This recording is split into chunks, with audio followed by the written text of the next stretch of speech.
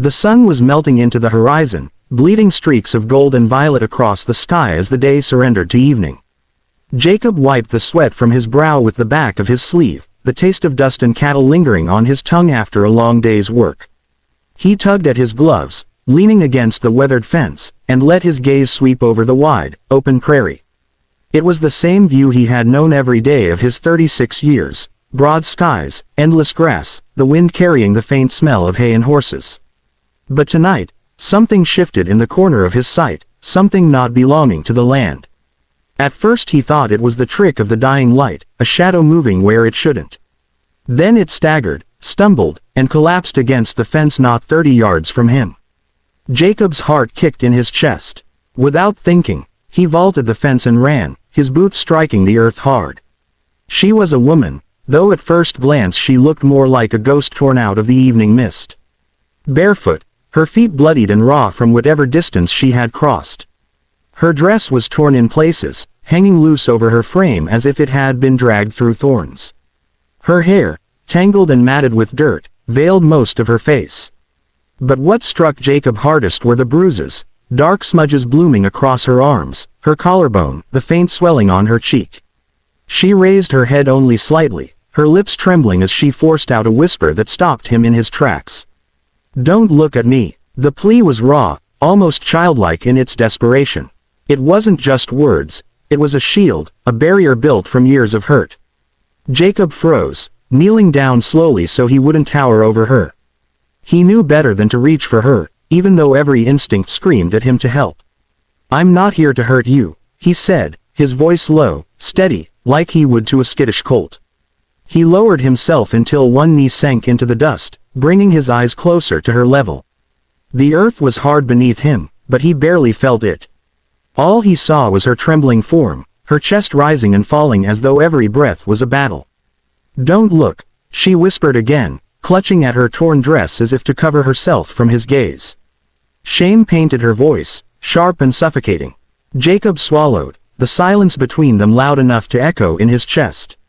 "I have to look," he said softly, his throat tightening as he spoke.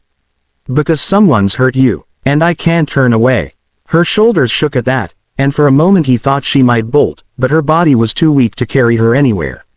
Instead, she bowed her head, hair falling further across her face, as if trying to disappear.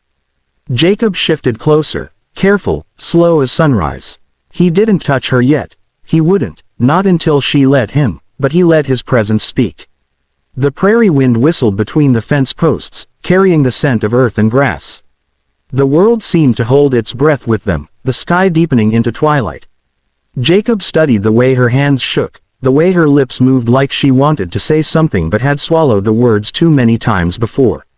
Finally, he spoke again. "You're safe here." His voice cracked on the last word, not from weakness, but from the weight of what he felt. He had seen cattle wounded by storms, colts broken by neglect, but nothing wrenched his gut like the sight of this woman trying to hide her brokenness from him. Her head lifted a fraction, enough that one eye peeked through the curtain of hair. The bruising around it was ugly, angry purple against pale skin. Her gaze met his, flickered with suspicion, then fear, then something else, something fragile, like a candle flame trying to survive the wind. "Why?" she rasped, her voice barely audible. "Why would you care?" Jacob's jaw tightened. He could have told her the truth. That he didn't know, that he hadn't cared much for anyone in years, that the loneliness of the ranch had dug hollows into his chest until he had thought himself hollow too. But here she was, and suddenly all that emptiness inside him was rushing to be filled with the need to protect her. "Because no one should be left like this," he said finally. "Not out here, not anywhere." He shifted again, pulling off his coat in one smooth motion. It was worn leather, lined with wool, carrying the scent of dust, horses, and smoke. He held it out to her without forcing it onto her shoulders. She stared at it, then at him, as if the simple gesture was too heavy to accept. After a long, trembling moment, she reached out with hands so thin and bruised it hurt him to watch. She pulled the coat around herself, and only then did he see how badly she was shivering. "There's a cabin just over the rise," Jacob said quietly, his voice steady but his heart thundering. "You can rest there." No one will bother you. Her lips parted, forming words that seemed too heavy to speak. I can't stay. Then just tonight, he urged gently. One night, to get warm, to eat. Tomorrow, if you want to go, I won't stop you. But tonight, let me help. Her eyes filled with tears she didn't let fall. She pressed her face into the coat, inhaling the warmth of it, and for the first time her posture loosened, ever so slightly. Jacob stayed on one knee, watching her with a patience he didn't know he had, waiting for her answer. When she finally nodded, it was the smallest of movements, but to Jacob it felt like the opening of a door long locked shut.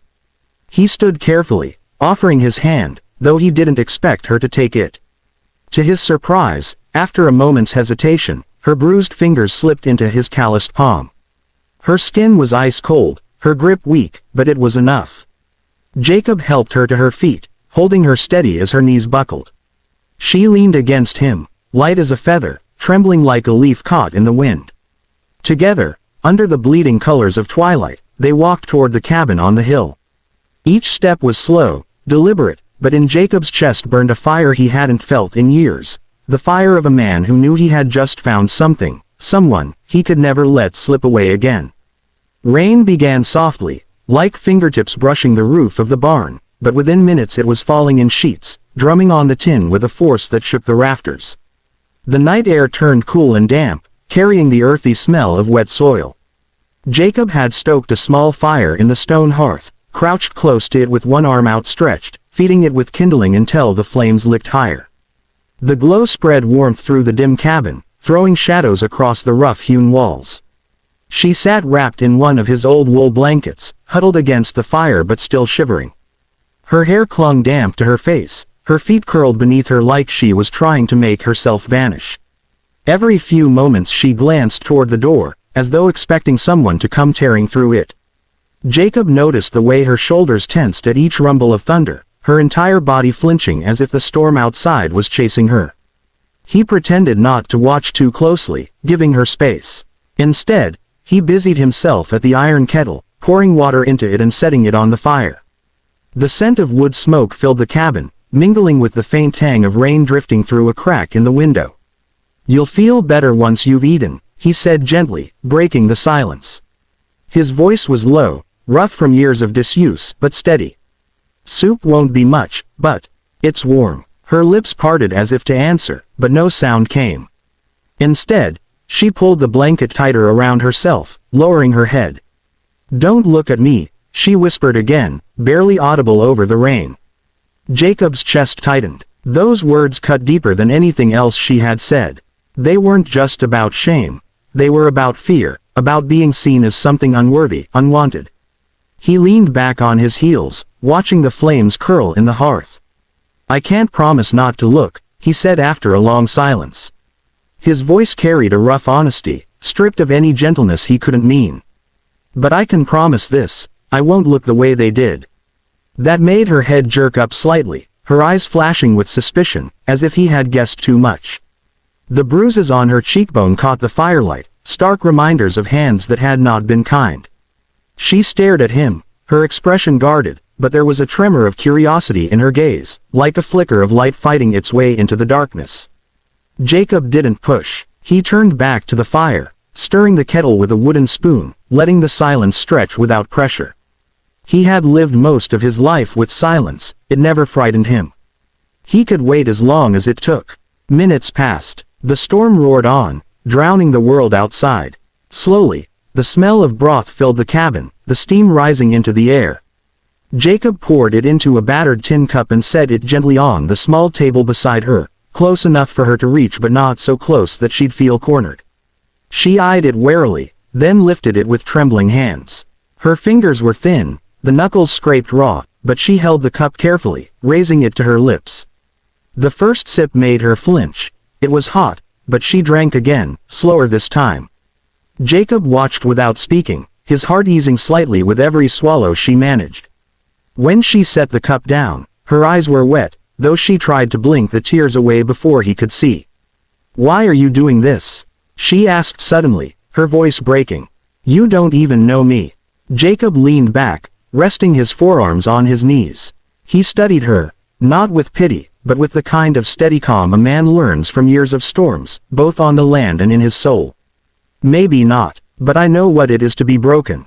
And I know what it is to need someone to stay when the world walks away. Her breath hitched, and she turned her face away, pressing her cheek against the blanket as if to hide from him. For a long time neither of them spoke, the rain filling the silence with its relentless rhythm. Finally, she whispered, "They said I was worthless." Her voice cracked, the words tumbling out against her will. "That no one would ever care. That I was nothing." Jacob's hands curled into fists against his thighs, his jaw tightening as if he could fight the ghosts of her past with sheer will. He forced his voice calm. "They lied." She shook her head, a bitter laugh slipping through her lips, so soft it sounded more like a sob. "You don't know that." "I do," Jacob said firmly, his voice rough but steady. He leaned forward, not too close, but enough that his words carried. "Because I see you. Not what they did to you. Not what they said. You. And you're not nothing." Her eyes lifted slowly to his, searching. The firelight reflected in them, two fragile sparks barely holding against the storm. For a moment she looked like she might break apart completely, but instead she clutched the blanket tighter, holding herself together. Jacob wanted to reach out, to take her hand, but he didn't. Not yet. She had to come to him in her own time. So he stayed where he was, offering nothing but his presence, his voice, and the truth he wouldn't stop speaking. "You don't have to hide here," he said quietly. "Not from me. Not anymore." The rain softened, the storm beginning to pass. Outside, the prairie soaked in silence, the world washed clean. Inside, the fire snapped and cracked, the warmth spreading. She let out a breath, slow and uneven, like she was releasing years of weight all at once. For the first time since he'd found her, her body eased, just slightly, her shoulders no longer braced for the next blow. Jacob saw it, the shift so small most would miss it. But to him, it was everything. He knew it would take time, maybe more than he had ever given anyone before. But he also knew, as he watched her close her eyes and lean a little nearer to the fire, that he would not let her face this world alone again. And in that cabin, with rain dripping from the eaves and firelight dancing across their faces, the first fragile thread of something new was woven between them. Something tender, something that just might grow into love,